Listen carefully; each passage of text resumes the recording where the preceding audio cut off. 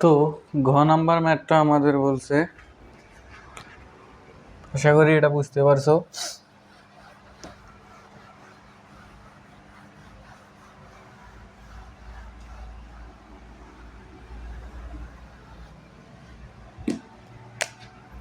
ঘ number math কি বলছে, সে পি ও কিউ নৌকা দুটি অপর তীরে পৌঁছালে নদীর প্রস্থ কত হবে তা নির্ণয় করো।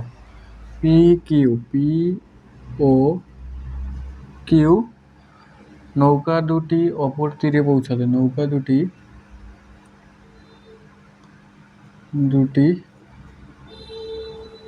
অপর দিকে পৌঁছালে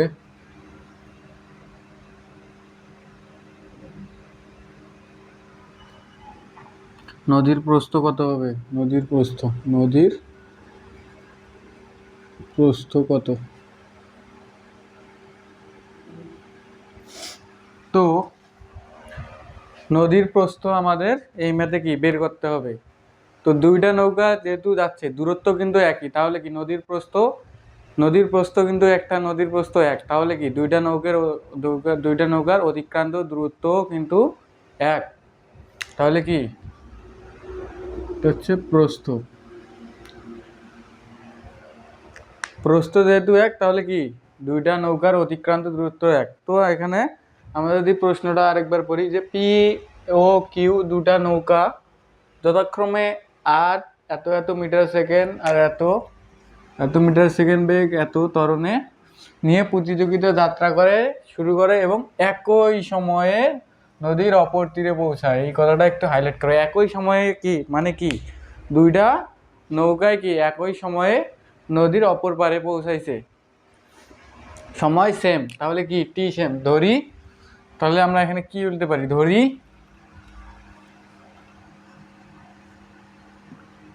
টি সময় পর নৌকা দুটি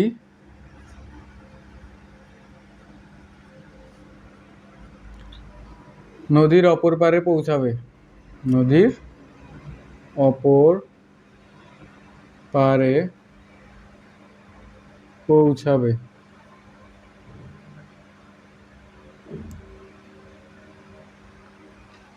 ধরি কি টি সময় পর নৌকাটি কি নদীর অপর পারে পৌঁছাবে। যেহেতু আমাদের কি প্রস্থ বের করা লাগবে, তাহলে আমরা কি করব, আমরা মূলত নৌকা দুটির অতিক্রান্ত দূরত্ব বের করব। তাহলে দুইটা নৌকার জন্য আমরা দুইবার অতিক্রান্ত দূরত্ব বের করব, মানে কি দুইটা সমীকরণ আসবে। যেহেতু দুইটা নৌকা একই সময়ে নদীর অপর তীরে পৌঁছাবে, তাহলে কি তাদের টি সেম, ওইখান থেকে আমরা টি এর মান বের করে যে কোনো একটা সমীকরণে বসাইলে আমরা কি অতিক্রান্ত দূরত্ব মানে নদীর প্রস্থ আমরা বের করতে পারবো। তাহলে টি সময়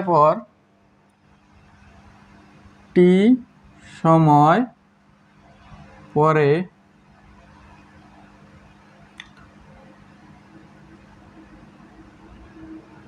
পি নৌকার অতিক্রান্ত দূরত্ব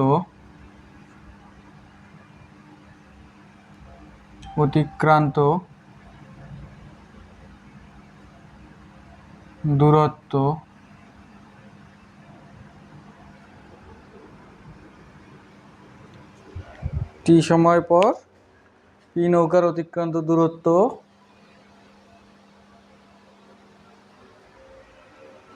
কি লিখতে পারি, S1, কিন্তু এখানে কিন্তু এসই হবে। আচ্ছা হোক, তাও বের করি। S1 equal U1T plus half A1T square. তাহলে এখানে যদি আমরা বসাই, ইউ এর মান কত, 8 metre per second inverse 1 into T আমাদের বের করতে হবে, যোগ হাফ এর মান হচ্ছে কত, 4 metre per second square into T square. তাহলে পরের লাইন আমরা কি S1 equal 80 plus 2T square. এটা হচ্ছে কি 1 নম্বর সমীকরণ। তারপর কি টি সময় পরে কিউ নৌকার অতিক্রান্ত দূরত্ব,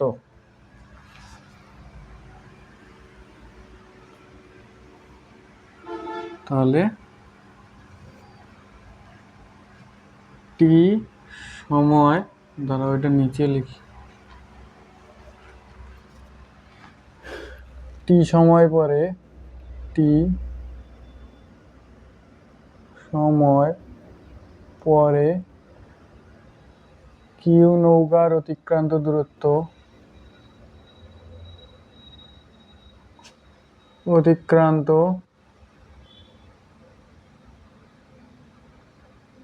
দূরত্ব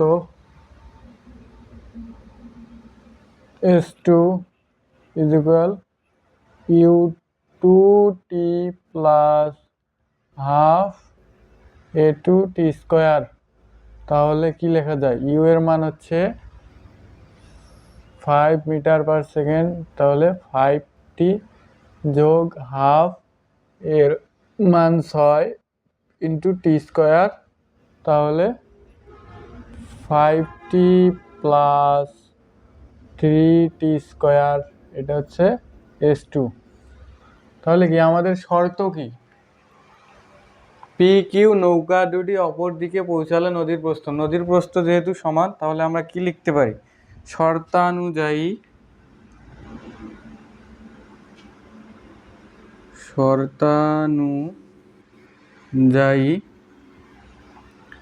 S1 is equal S2।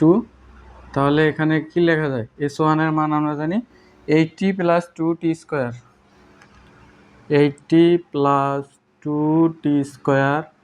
তারপরে এখানে আমরা কি লিখতে পারি?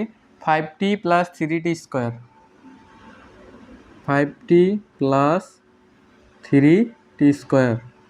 তো এটা যদি আমরা এখন সমাধান করলে কি, আমরা যদি টি স্কোয়ার সবগুলোকে একদিকে আনি, তাহলে কি 8T প্লাস 2T স্কোয়ার, দাঁড়াও ওই দিক নিয়ে যাই, তাহলে পজিটিভ থাকবে। তাহলে 3T square plus 5T minus 8T, তারপর কি, তারপর হচ্ছে minus 2T square is equal 0।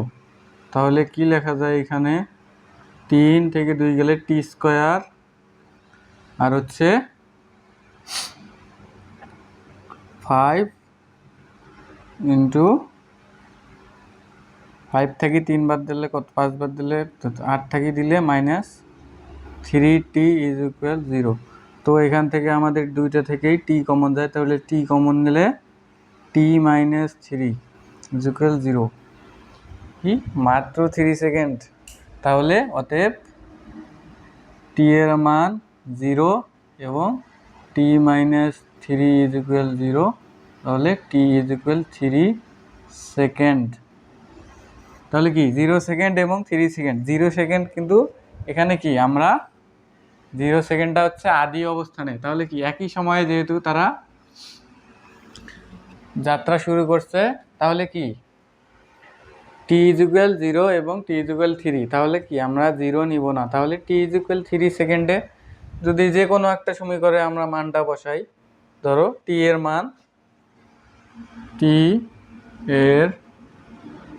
মান সমীকরণ 1-এ বসাই, সমীকরণ 1-এ বসাই, তুমি সমীকরণ 2-এও বসাইতে পারো, কোনো সমস্যা নাই। তাহলে S1 ইজ ইকুয়াল, S1 যেহেতু S2 তাহলে এসি লিখ, S is equal 8 into 3 plus 2 into 3 square, তাহলে কত হয়? 3 আসতে 24 যোগ 3 থেকে 9 দুগুণ 18, তাহলে 24 আর 18 কত হয়? 6 2 42 মিটার। এইটাই হচ্ছে অ্যান্সার, এটা হচ্ছে নদীর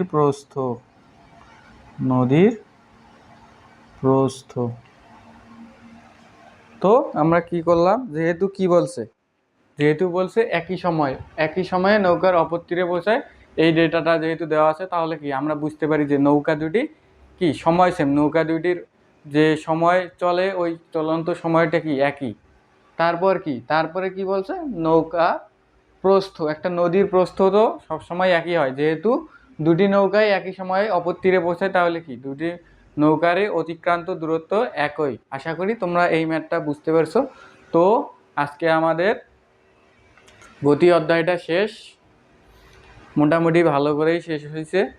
তোমরা ভালো করে প্র্যাকটিস করবা, খাতায় নোট কিন্তু ভাই নোট করতে হবে। আমি মূলত যে লিখে দিচ্ছি, আমি কিন্তু কোশ্চেনগুলা আগে লিখতে পারতাম, লিখে তারপরে রেকর্ডে রাখতে পারতাম। আমি তোমরা আমার সাথে সাথে যে ম্যাথগুলো করাইছি তখন কি তোমরা সাথে সাথে লিখে নিবা আর নোট করবা, নোট ভালো করে রিভিশন দিবা, খাতায় প্র্যাকটিস করবা ম্যাথগুলা, বই পড়বা, বোর্ড কোশ্চেন সলভ করবা, এমসিকিউ সলভ করবা।